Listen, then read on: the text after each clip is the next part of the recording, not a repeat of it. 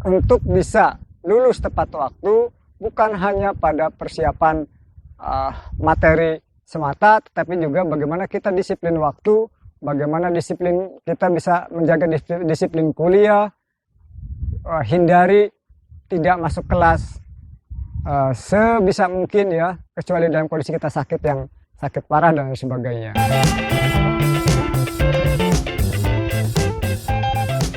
Assalamualaikum warahmatullahi wabarakatuh.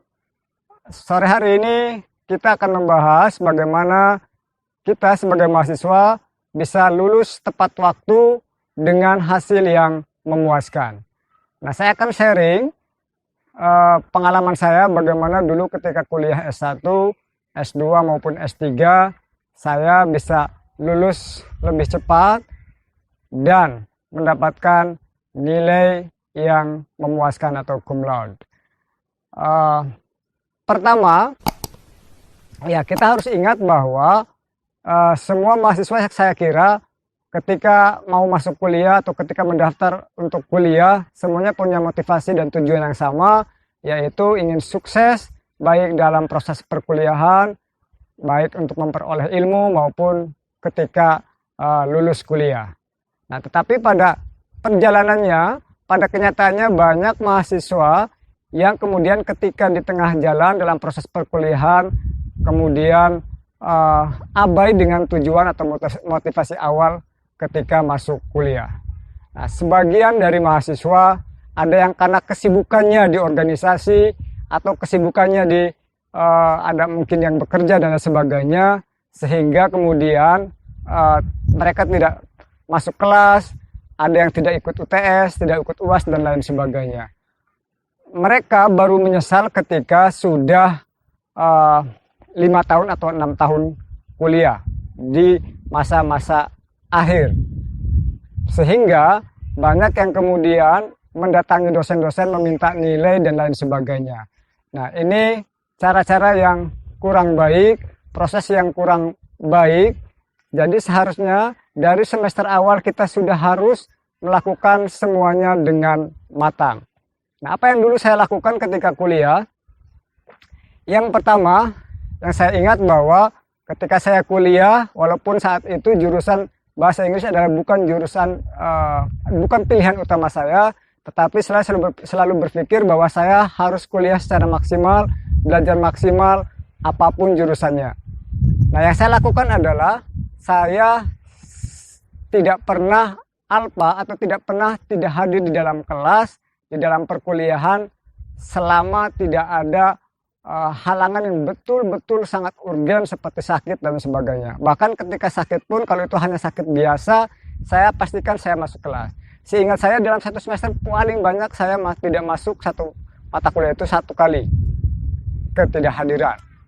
Nah, jadi sebisa saya, sekalipun saya juga ikut di beberapa organisasi, jadi ketika ada kuliah masuk, biasanya kalau ada rapat dan sebagainya, kalau rapat itu atau pertemuan di dalam organisasi kita tidak menjadi narasumber atau tidak menjadi organ yang vital untuk proses kegiatan, sebaiknya kita izin untuk masuk perkuliahan dulu. Nanti setelah kuliah beres, setelah kita ikut mata kuliah, kita bisa kembali lagi ke kegiatan kemahasiswaan. Kemudian bagi yang sudah sambil bekerja ketika kuliah juga, kita bisa membagi waktu. Artinya kalau pekerjaannya bisa kita bernegosiasi dengan pimpinan kita, ya, jadi kita masuk di luar jam perkuliahan, itu akan lebih baik. Saya dulu ketika semester 2 sudah mulai ngajar di salah satu tempat kursus, dan saya selalu meminta jadwal kursus yang tidak berbenturan dengan jadwal kuliah saya. Jadi saat itu saya juga ikut organisasi, saya kerja dan saya sambil kuliah. Tapi hampir tidak pernah saya tidak masuk kuliah. Nah, itu ya. Kemudian yang kedua, juga usahakan ketika ada diskusi di dalam kelas ataupun ketika ada perkuliahan, kita aktif di dalam kelas. Entah aktif dalam berdiskusi atau bertanya tentang sesuatu yang memang betul-betul kita tidak tahu. Nah, biasanya dosen, ya umumnya dosen akan mengingat orang atau mahasiswa yang memang betul-betul aktif di dalam kelas. Baik itu dia sering bertanya tentang hal-hal yang memang berkaitan dengan mata kuliah, atau ketika diskusi dia bisa menyampaikan ide-ide, gagasannya, kemudian pemikirannya terkait tema yang sedang dibahas. Nah, itu biasanya dosen akan selalu ingat dengan mahasiswa-mahasiswa yang aktif. Nah, biasanya kalau dosen sudah ingat dengan mahasiswa yang aktif ini, paling tidak sebelum hasil UAS keluar pun kita sudah bisa memberi tanda bahwa ini anak bagus. Jadi biasanya kalau saya ketika dalam kelas saya sudah ada tanda tuh sebelum UAS selesai, sudah ada tanda mana orang-orang kira-kira bisa dapat nilai tambahan ya. Ketika hasil UASnya pun kemudian turun misalnya, bisa dia mendapatkan tambahan dari poin-poin yang selama proses perkuliahan itu. Nah, kemudian yang ketiga, seingat saya ketika saya kuliah, kalau misalkan besok membahas satu tema tertentu, maka paling tidak malamnya saya sudah membaca tema yang akan dibahas oleh dosen atau di dalam diskusi di pertemuan besok. Sehingga ketika diskusi jalan, ketika dosen menjelaskan, kita sudah bisa langsung langsung connect ya. Kita langsung paham apa yang dijelaskan. Gitu. Dan kalau ada sesuatu yang tidak dipahami, ya kita bisa tanyakan di dalam kelas atau mungkin bisa di luar kelas ketika waktunya tidak selesai. Nah, itu yang saya lakukan. Nah, kemudian juga pada saat libur panjang misalkan setelah semester 1 kita ada libur 1 atau 2 bulan, nah saya akan mencari tahu mata kuliah di semester berikutnya.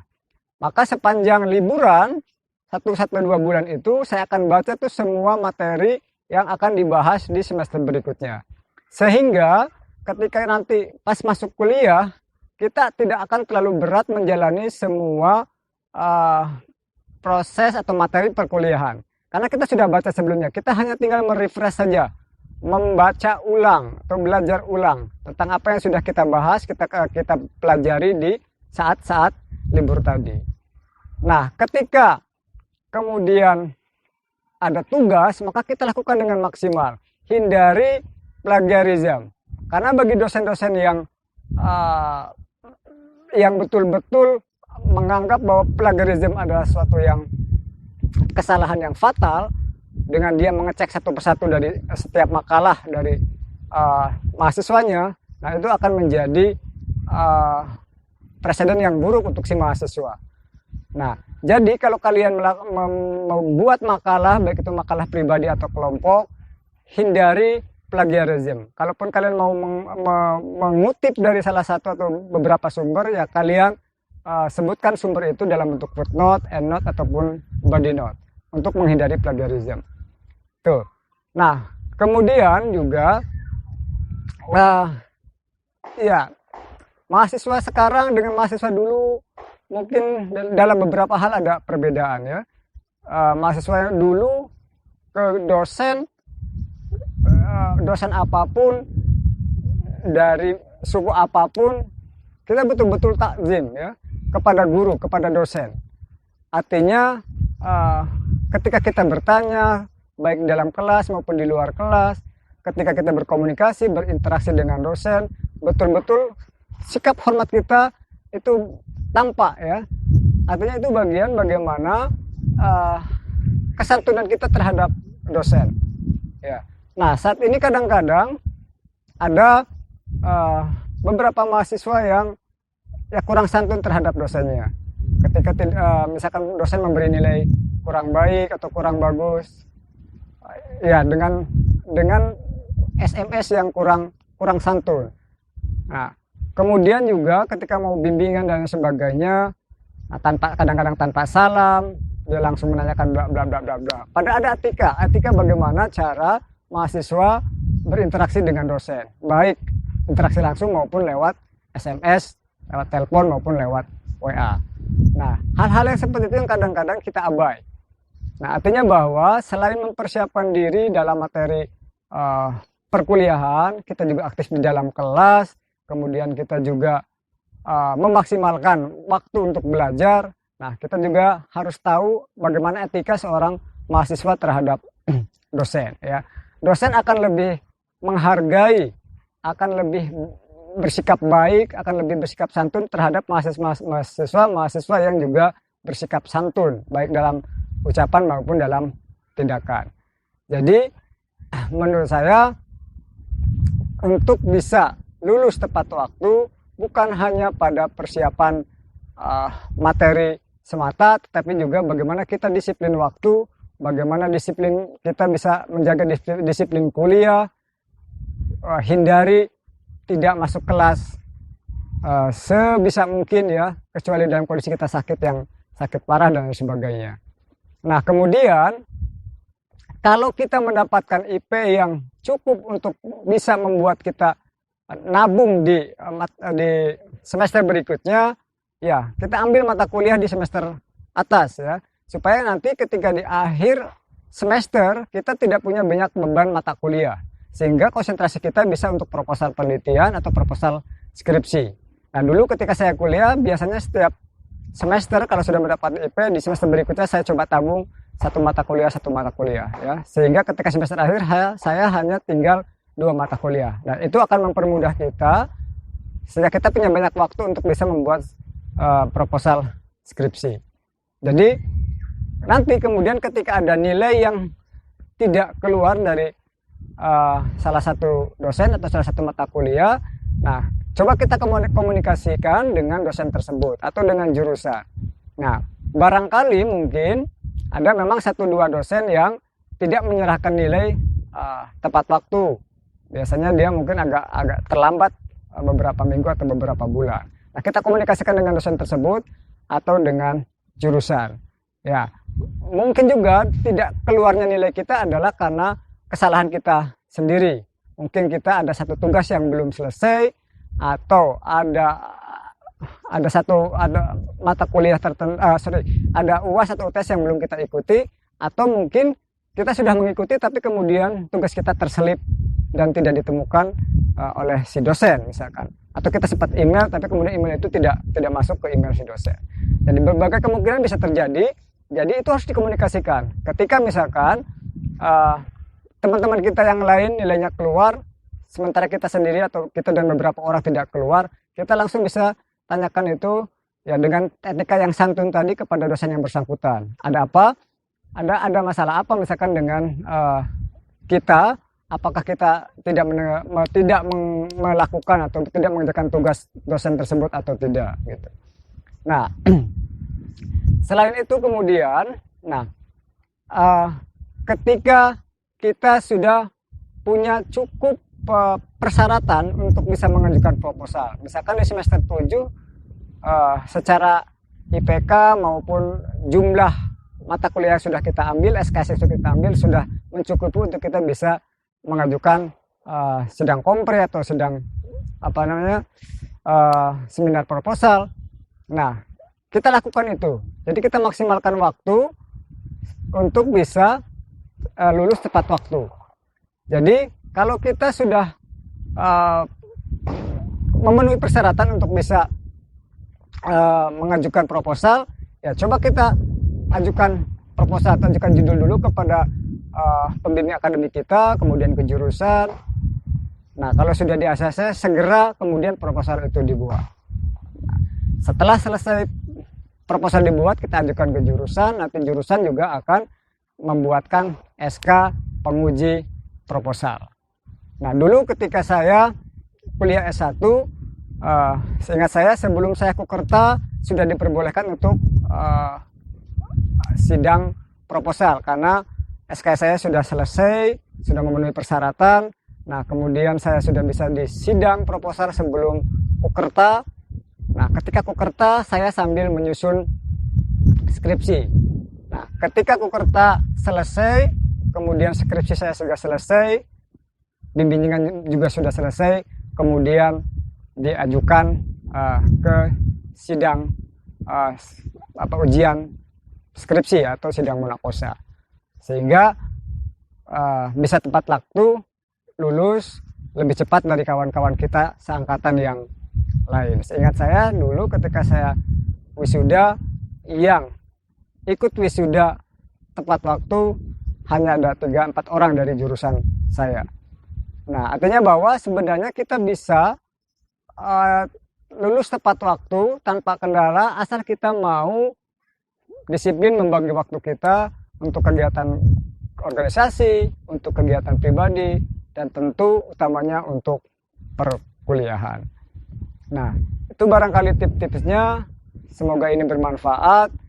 Mudah-mudahan semua mahasiswa sadar akan tanggung jawabnya, sadar akan perannya sebagai mahasiswa yang harus belajar maksimal dan harus memenuhi harapan dan cita-cita orang tua agar kita menjadi orang sukses, menjadi mahasiswa yang cerdas, yang hebat, yang ketika lulus kemudian ilmunya bermanfaat untuk umat. Terima kasih. Assalamualaikum warahmatullahi wabarakatuh.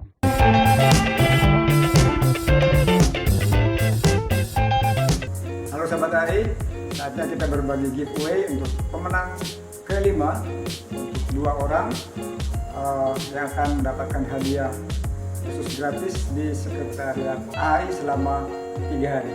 Pemenang akan diambil dari video terakhir tentang Texas yang ke-10, yaitu Future Optimus 10. Nah, dari 330 viewers ada 21 komentar unik yang akan kita pilih menggunakan aplikasi Pick Random Winner.